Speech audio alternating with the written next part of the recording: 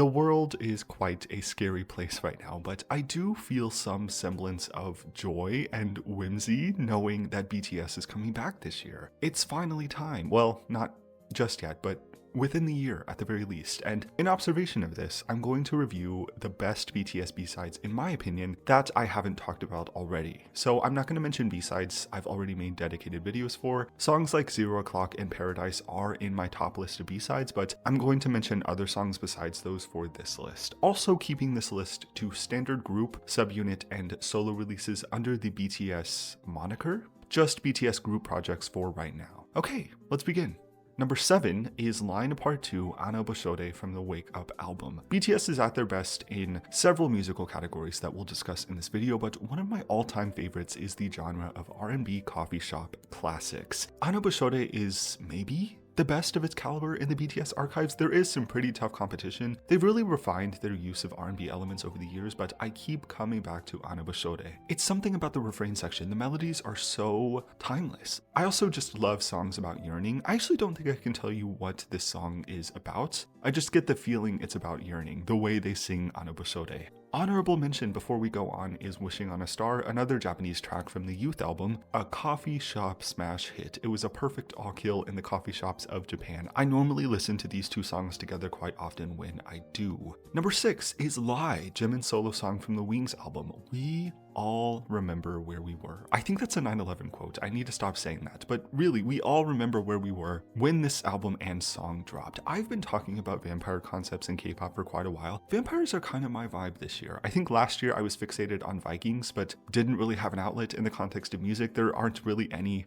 Viking concepts in K-pop. I would like to see it, but I literally don't think that's a thing that exists. Maybe one day. But yeah, Lie fits into the vampire-esque territory I'm looking for personally, where the concept is met both visually and sonically to the kind of gaudy and self-indulgent tones of classic vampirism. We actually got very, very close when it came to the Wings album. Not exactly vampires, but in a similar category of dark romanticism. Incredible, incredible album. Lie is haunting, alluring, all the necessary components I need for this kind of aesthetic, but even beyond that, the song's commitment to drafting a soundscape for what you'd see in a dark, Victorian-era art piece is incredible. And of course, Jimin singing those ad-libs and belting in the chorus like the eviction notice was on the studio door. He had one chance, and he did it. Lie is a masterpiece. Classic, classic, classic. Number 5 is House of Cards, the full-length edition from The Most Beautiful Moment in Life Young Forever album by the Vocal Line. I love K-pop songs that fit very closely to the archetype of a traditional boy group or girl group. House of Cards kind of falls into a classic boy group song category, but in very theatrical ways. It ups the antics. The song feels like it's intentionally playing into how dramatic it is. This relationship is on the verge of collapsing like a house of cards, and the narrator is dramatically outlining just how fragile things are between them right now. It oddly enough combines the genres of coffee shop classics and dark romanticism in the previous two entries. This song is slow enough that I could picture hearing it while studying in a coffee shop, but I am going to have to stop typing to focus on the chorus. These strings in combination with the vocals create so much suspense. Without even knowing what the song is about, you can kind of sense that there is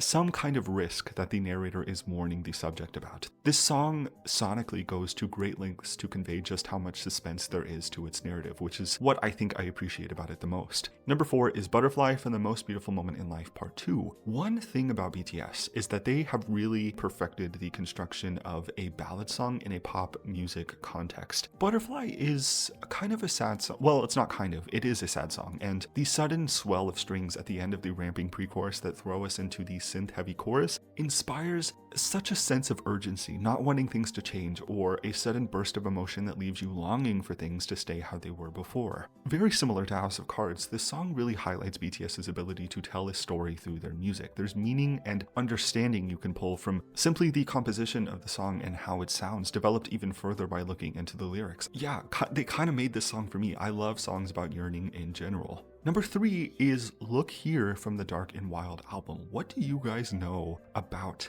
this song? I think the technical genre of Look Here is a kind of soul funk, but the fast-paced guitar and brass instrumental loops give it such a momentum that I really, really like. You can tell definitely that Blurred Lines by Robin Thicke was on the mood board here sonically, and frankly, I'm fine with rewriting history and pretending like this song received Blurred Lines success. Early BTS's experimentation with different genres is so good. The period where they were working to find their own sound and style, Look Here is perfectly indicative of this period of their career and genuinely how well they're able to adapt to different music styles. This song is truly unique in BTS's discography. I can't really compare it to anything else that evokes the same kind of groovy, fast-paced feeling, and yeah, I love it. A track that has grown on me over time and that I'm honestly kind of surprised that I return to as often as I do. Number 2 is Microcosmos? Microcosmos? I don't know if the pronunciation was ever settled on this. I think it depends on which language you're basing the pronunciation off of, but number 2 is Microcosmos from the Map of the Soul Persona album. Doesn't this song sound like the Frutiger Arrow aesthetic? I liked this song before knowing about this aesthetic, but my appreciation has grown over time now that I associate it with these soundscapes. The kind of innovative, vibrant, lush, and inspiring sounds in the future with technology, human ingenuity, and the power of progress. I'll put some pictures up on the screen for what I think the aesthetics of a music video would look like. I really wish this would have been a single. I mean, there is still time. This can be the first comeback single from the military. We can put me on the creative direction team for the music video. We can make it work. I do feel joy and whimsy when listening to this song, like everything is going to be okay. I was listening to it while walking in the park the other day. It was a very enjoyable experience. I felt like the embodiment of the girl who is going to be okay meme. Yeah, you got me. Korean lyrics, I got you. Excellent, excellent, excellent music. And number 1, maybe not a surprise, but it's of course Pied Piper from the Love Yourself Her album. The nodding emoji is what I'm thinking about right now. The Lord was in the studio. He was in the booth when Namjoon was pressing those buttons. I don't know how you produce music, but this song was good when the album dropped, but it is aged like fine wine over the years in competition for one of the best songs ever created. Certainly one of the best K-pop songs that has ever been. I listened to this song and my grades did rise. I made the honor roll, President's honor roll actually. I was told to go study and that's exactly what I did. A fun, silly narrative that still represents BTS as artists in the end. It adds such a dimension to their group identity and ethos, especially throughout the Love Yourself series, to emphasize the growing dependency or attachment fans were developing with them. We need more songs like this, but even just in terms of composition, this song comes on shuffle and I genuinely start trying to scale the wall. I still to this day can't contain myself. Musically, so perfect. The soft and vaguely retro soundscapes. I can't get enough. I cannot get enough. I also like how the ad-libs in the chorus seem like notes on a flute.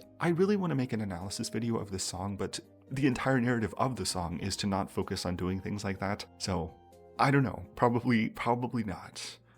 But that is it. 7 of my favorite BTS B-sides and a little bit on why I like them so much. Thank you for watching this. If you did, let me know what you think. What are your top list of B-sides and so on. Yeah, thanks again for watching this. Subscribe if you want to, and I will see you next time.